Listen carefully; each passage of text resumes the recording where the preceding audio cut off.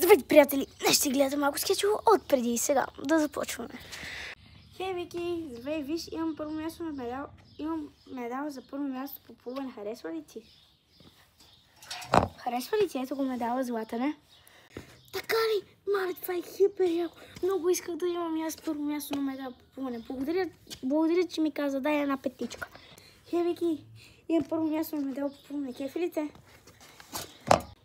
Ти сериозно ли имаш iPhone 13 mini? Искам и аз.